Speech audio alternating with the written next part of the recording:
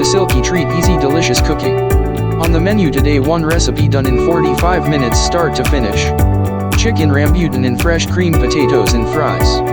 Ingredients: chicken, salt, pepper, butter, extra virgin olive oil, potatoes washed, peeled and cut in fries, fresh or canned rambutan fruits, fresh whipping cream, neutral frying oil. Preparation: in a pan add a generous slice of butter, a splash of extra virgin oil, salt, pepper. Cook the chicken for 30 minutes on medium to low heat. Slice the washed potatoes in fries. Clean the fresh rambutan from the red hairy skin or use canned ones. In a pot bring neutral oil to 170 degrees Celsius, insert the fries, cook for 6 minutes, remove wait 4 minutes get the oil to 190 degrees Celsius and cook again for 2 minutes, this is used for double cooking the fries. Once the chicken cooked add the rambutan and some liquid fresh cream. All ready to serve and eat with most meals.